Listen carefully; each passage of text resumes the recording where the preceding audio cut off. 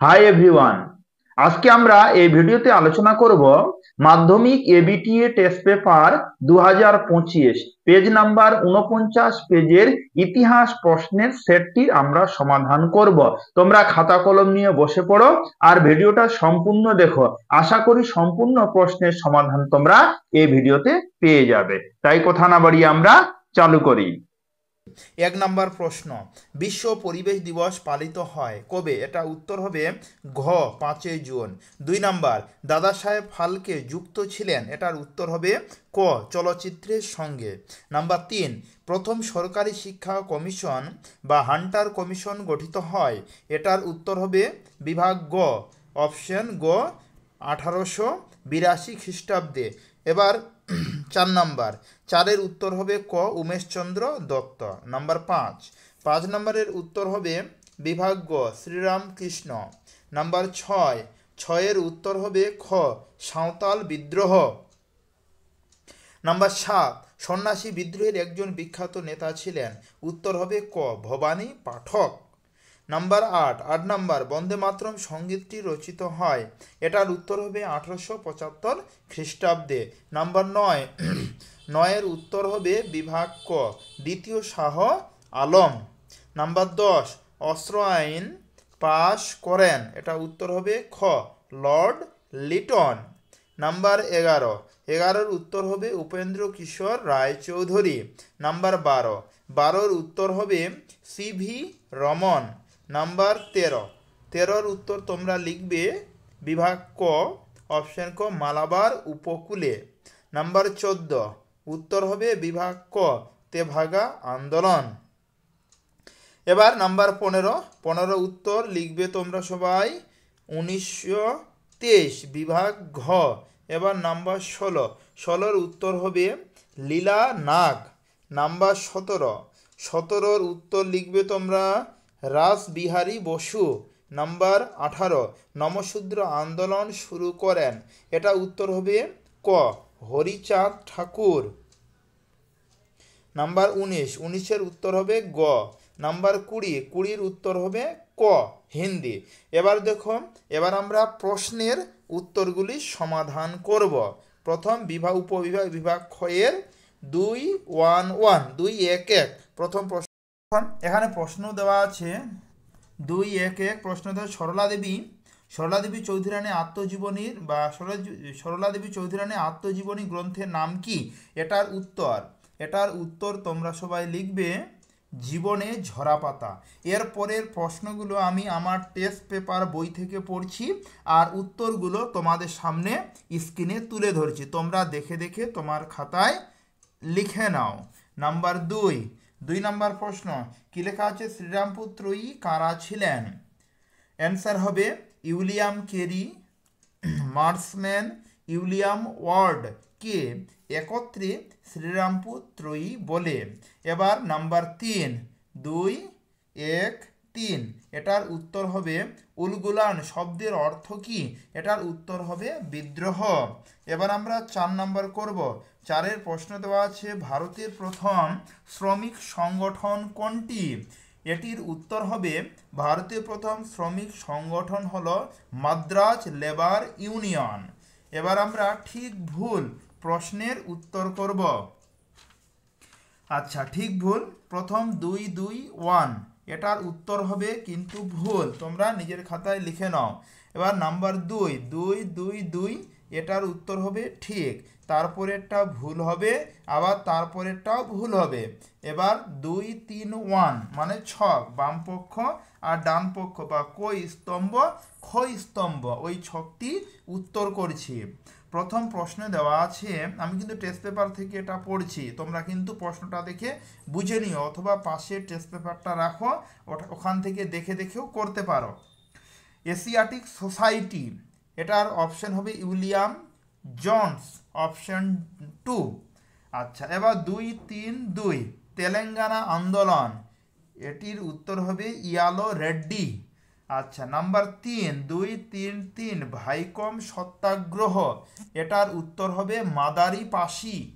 2-3-4 একা আন্দোলন, এটার উত্তর হবে শ্রী নারায়ণ গুরু। ক্লিয়ার? আচ্ছা, এবার আমরা ম্যাপ পয়েন্টিং দেওয়া আছে তোমাদের, ম্যাপ পয়েন্টিং এখানে আমি করাচ্ছি না, ওটা আলাদাভাবে করতে হয়। এবার আমরা বিবৃতি করব, ব্যাখ্যা 1 2। তাহলে দেখো প্রথমে 2 5 1, এটির উত্তর হবে ব্যাখ্যা নাম্বার 3।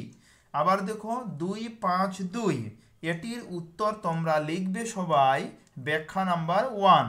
তারপরে 2 5 3, এটির উত্তর হবে ব্যাখ্যা 1। আবার 2 5 4, এটির উত্তর হবে 2।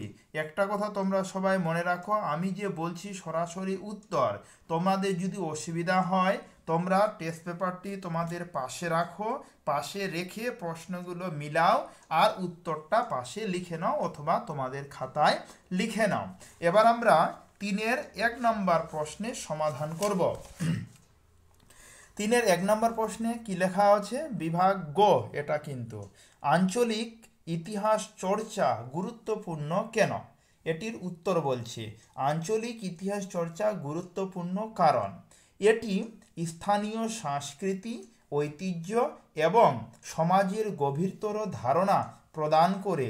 এই ধরনের ইতিহাস চর্চা আমাদের অঞ্চলের সামাজিক, রাজনৈতিক, অর্থনৈতিক এবং সাংস্কৃতিক পরিবর্তনগুলি বুঝতে সাহায্য করে এবং জাতীয় ইতিহাসের সঙ্গে সংযুক্ত, তাই আঞ্চলিক ইতিহাস গুরুত্বপূর্ণ। এবার আমরা 3-এর 2 নম্বর প্রশ্নের সমাধান করছি। 3-এর 2 প্রশ্ন কি লেখা আছে? ফটোগ্রাফ কিভাবে আধুনিক ইতিহাস চর্চার উপাদান হয়ে উঠেছে? এটির উত্তর, ফটোগ্রাফ আধুনিক ইতিহাস চর্চার একটি গুরুত্বপূর্ণ উপাদান হয়ে উঠেছে কারণ এটি দৃশ্যমানভাবে ইতিহাসের একটি মুহূর্তকে ধারণ করে, যা শব্দলেখা দ্বারা সম্পূর্ণভাবে প্রকাশ করা কঠিন। ফটোগ্রাফি অতীতের ঘটনা, জীবন যাতায়াত, সামাজিক পরিবর্তন এবং পরিবর্তনের ক্ষেত্রেও গুরুত্বপূর্ণ ভূমিকা পালন করে, যা এই ঘটনা পরিবেশের চিত্র তুলে ধরে। এবার আমরা 3-এর 3 প্রশ্ন কি লেখা আছে? হাজী মোহাম্মদ মহসিন স্মরণীয় কেন? এটির উত্তর করছি হাজী মোহাম্মদ মহসিন স্মরণীয় হওয়ার কারণ তিনি একজন উল্লেখযোগ্য সমাজসেবী, দার্শনিক ব্যক্তি এবং কলকাতার মুসলিম সম্প্রদায়ের ব্যক্তিত্ব ছিলেন। তার অবদানের মধ্যে কিছু দিক আমরা নিম্নে তুলে ধরা হলো। নাম্বার 1, শিক্ষাক্ষেত্রে অবদান। হাজী মোহাম্মদ মহসিন ছিলেন শিক্ষার প্রতি অত্যন্ত নিবেদিত। নাম্বার 2, দানে দয়ার উদাহরণ। তিনি তার দানে মুসলিম সম্প্রদায়ের উন্নয়নের জন্য অনেক সাহায্য প্রদান করেন। আচ্ছা, এবার তারপরে আমরা প্রশ্ন কত করবে বা 3-এর 4 প্রশ্ন লেখা আছে 3 আইন কি? 3-এর 4 লেখা আছে 3 আইন কি? এটার উত্তর করছি যে চুয়াড় বিদ্রোহের ফলে বাংলায়, এখানে একটু ভুল হয়েছে, এটা 6 হবে, 3-এর 6, এটা 3-এর 6। চুয়াড় বিদ্রোহের গুরুত্ব কি ছিল? সরি, এটা হবে 3-এর 6, যে চুয়াড় বিদ্রোহের গুরুত্ব কি ছিল। তাহলে এটার উত্তর করছি চুয়াড় বিদ্রোহের গুরুত্ব।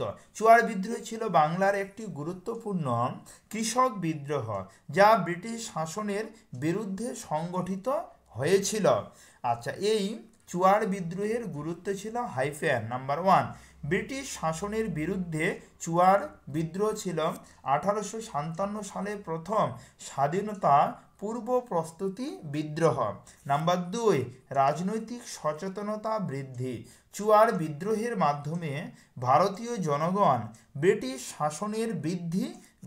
শাসনের বিরুদ্ধে লড়েছিল। এবার আমরা 7 নাম্বার করব, জমিদার সভা কারা কবে প্রতিষ্ঠা করেন? অ্যান্সার, জমিদার সভা 1847 সালে প্রতিষ্ঠা করেছিলেন রাজা রামমোহন রায় বা রামমোহন রায়। এবার আমরা 3-এর 8 নম্বর প্রশ্নের সমাধান করব। কি লেখা আছে? নানা সাহেব কেন বিখ্যাত? অ্যান্সার, নানা সাহেব ছিলেন 1857 সালের ভারতীয় বিপ্লবের একজন গুরুত্বপূর্ণ চরিত্র। তার আসল নাম ছিল দত্তরাও। তার আসল নাম ছিল দত্তরাও। তিনি মহারাষ্ট্রের পেশোয়ার পরিবারে সদস্য এবং বাহাদুর খলিফা ছিলেন। তিনি প্রাথমিকভাবে ব্রিটিশ ও ঔপনিবেশিক শাসনের বিরুদ্ধে লড়েছিলেন, এই জন্য তিনি গুরুত্বপূর্ণ। এবার আমরা 3-13 নম্বর প্রশ্নের সমাধান করব। 3-13 কি লেখা আছে? পট্টি শ্রী রামালু কে ছিলেন?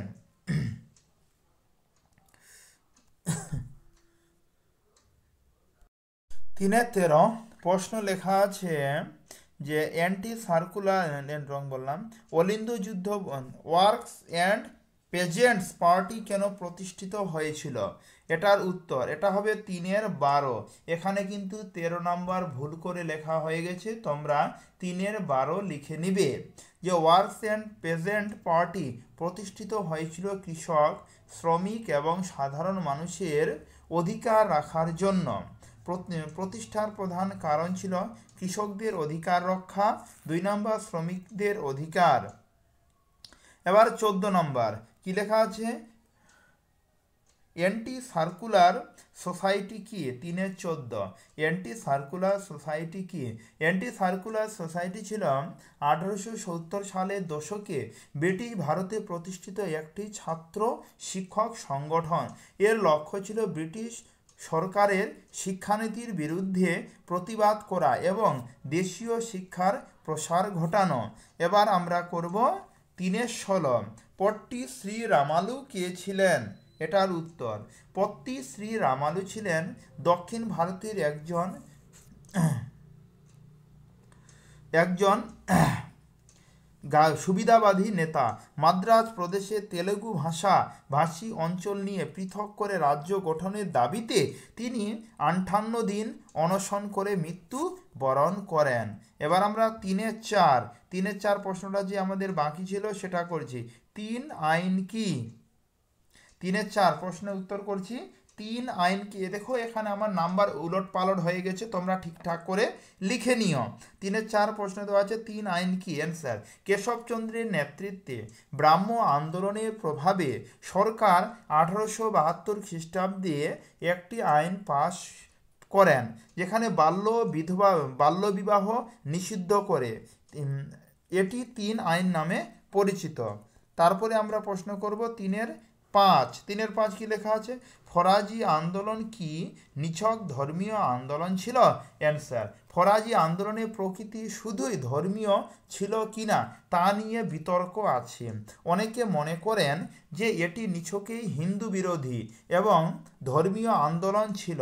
তবে নরহরি কবিরাজ প্রমুখ ঐতিহাসিকবিদ ধর্মীয় আন্দোলনের পাশাপাশি ফরাজি আন্দোলন কৃষকদের ব্যাপক অংশগ্রহণ প্রভৃতি লক্ষ্য করেছেন। এটা আমরা 3-5 কমপ্লিট করলাম। তাহলে দেখো আমরা এই ভিডিওতে আলোচনা করলাম ইতিহাস, যে 49 পেজের প্রশ্নের সেটটি আছে সেটির আমরা উত্তর করলাম। এছাড়া যে এখানে বিভাগ ঘয়ের বড় প্রশ্নগুলো দেওয়া আছে, বড় প্রশ্নগুলো যে সমস্ত দেওয়া আছে 4 মার্কের আর 8 মার্কের, এই সমস্ত প্রশ্নের উত্তর কিন্তু আমরা এখানে করছি না। এটার জন্য আমি একটা সাজেশন পেশ করেছি, ওখান থেকে তোমরা পড়ে নিতে পারো। তাহলে সম্পূর্ণ ভিডিওটা দেখার জন্য তোমাদের অসংখ্য ধন্যবাদ।